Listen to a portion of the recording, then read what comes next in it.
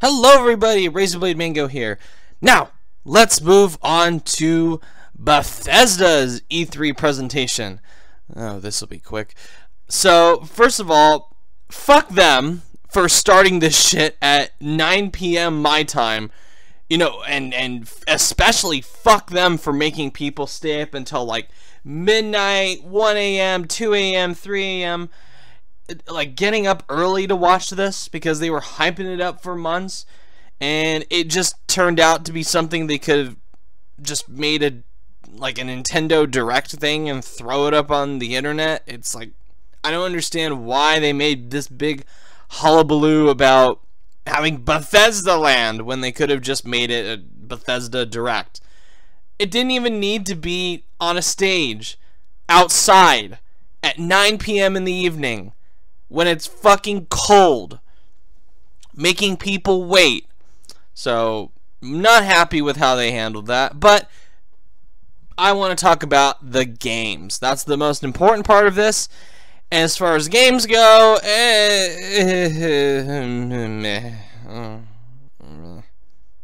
well, let's get started. So the first thing they talked about was Doom V-fucking-R and Fallout 4 VR, which, hooray. You guys know how I feel about VR. You can imagine my reaction to this. And I think we've reached this point in video gaming, and it's a trend I hope to see die, where companies will just slap VR onto anything now. And my biggest issue with how Doom and particularly Fallout 4 are being handled is that they weren't designed for VR. So they're just gonna cram in VR as much as they can, and I just see it as like this really lame gimmick. And in fact, I think VR is a lame gimmick even in the best of times these days. So VR seriously just needs to die. It needs to die a quick death so I never have to hear about it again, so we don't get any more re-releases of overpriced VR ports. No thank you. Then they did a long stretch of Elder Scrolls stuff, which they started with the Morrowind expansion to Elder Scrolls Online. Don't care, never touched online, never will. Then they moved on to the card game, Legends, which is okay. I actually like the card game. I just don't have any desire to go back into it and play it, even with Skyrim stuff being added. I have Gwent now. I don't need Legends anymore, so yeah, sorry, mate. And last but not least, they did Skyrim for Switch, which you can use your Breath of the Wild Link amiibo to become Breath of the Wild Link in the game.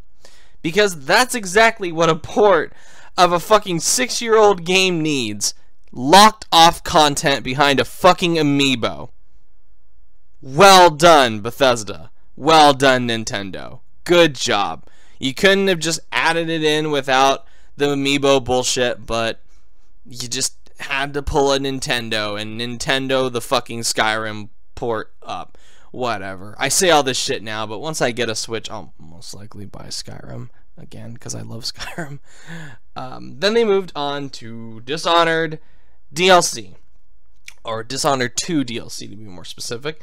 Death of the Outsider. Now, the Outsider is that mysterious figure who gives you your powers throughout the two games. And they needed to show gameplay for this. It was just this quick CG trailer, and I was thinking, whatever. Because I thought Dishonored 2 was crap.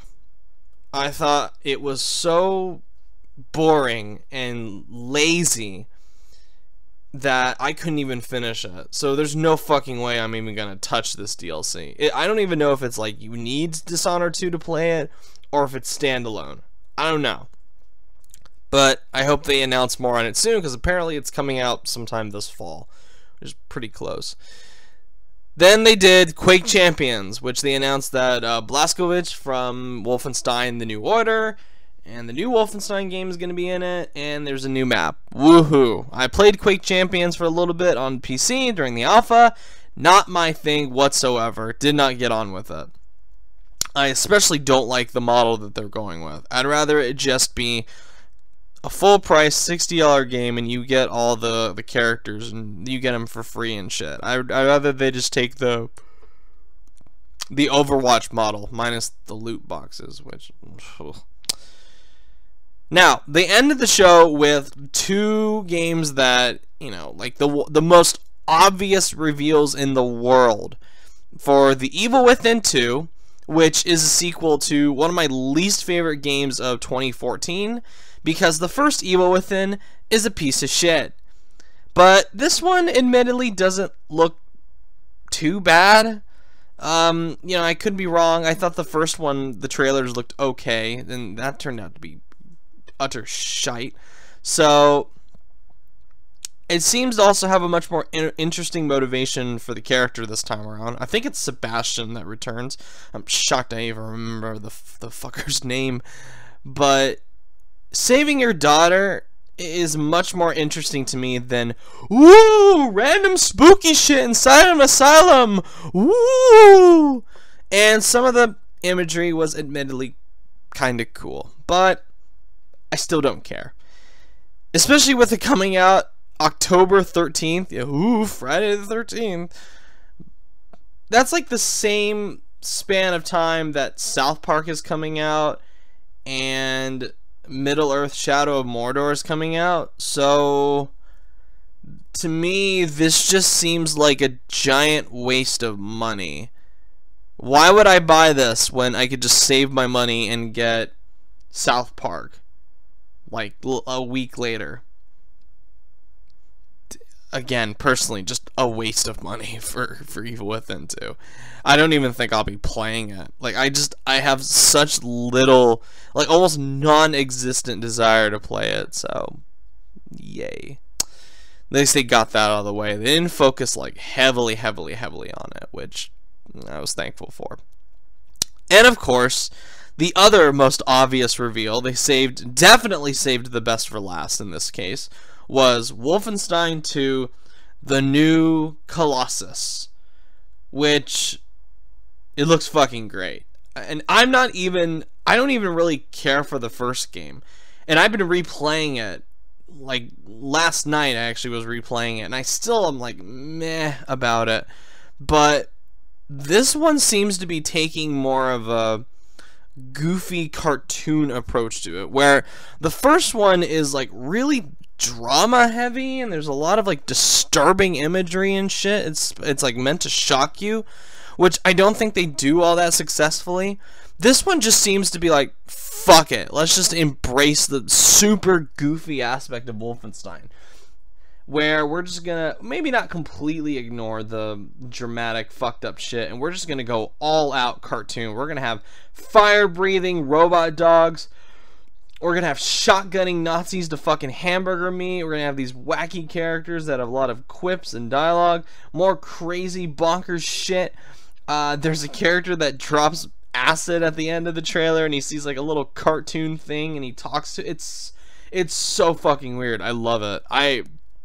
I'm probably not gonna buy it day one. I'll probably wait till the deluxe edition goes on sale, but I'm into it. I am really into what I'm seeing from this. It looks good. So it's just a shame that they're cramming this again in October, and it's like, oh well. Oh, and of course I'm not gonna buy it because they're not gonna do their review copy thing, which I never buy Bethesda games day one anymore. Ever since Doom, I don't do that because I just I hate how they've handled it, and it's strange that Bethesda has really fallen out of my favor as far as like one of the go-to companies that I like. But it's just, yeah, this conference, I'll just cut to the chase. I did not give a fuck about any of the games except Wolfenstein, and I'm very mixed on this conference because this came out the same day that Microsoft's did, and I thought Microsoft's was so overlong and bloated, and it just had so much excess fat on it.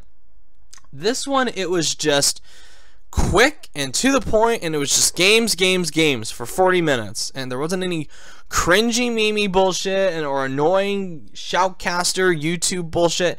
It was just games, games, games, games, games for 40 minutes, and they were done. And compared to how Microsoft was, I felt this was kind of refreshing. And I liked that every game that they showed is supposedly, if they don't delay anything, going to come out in 2017, which is cool. But did this really need to be this big outside conference event? That's my big question. You could have easily have made this like a Nintendo Direct thing. Skip the literal press conference where you have Pete Hines going out on stage and talking about it. Just release it online at 7 p.m. You know, have your Bethesda land. Have your demos at E3. But as far as the public goes, don't make them wait up until the long hours into the night to watch a 40-minute thing that you could have easily put up on YouTube. So, or upload the trailers throughout the day. That'll get some attention away from Microsoft. You could have done that. So, I appreciate how quick and precise it was. Even though I didn't care about any of the games except Wolfenstein. So I'm very conflicted on this one. I'm grateful that it was only 40 minutes long. So I'd say, I'll balance it out, say C+. Yeah, C+. It was meh, but I kind of liked it more than EA's thing, if I'm being honest. Kind of. Maybe. Looking back on it, even though I liked more of the games that I saw at EA's thing, I'll give them more points for not having YouTube influencers and other fucking shoutcasting YouTube bullshit. It was just quick, to the point, even if it's games I didn't really care about. So I gotta give them props for that. But yeah, that was Bethesda. Alright, thank you guys for watching. I'll have the next video be about Ubisoft, which was a big surprise. So, thank you everyone for watching. Let me know what you think of the Bethesda conference. And as always, have a good one, everyone. Take care.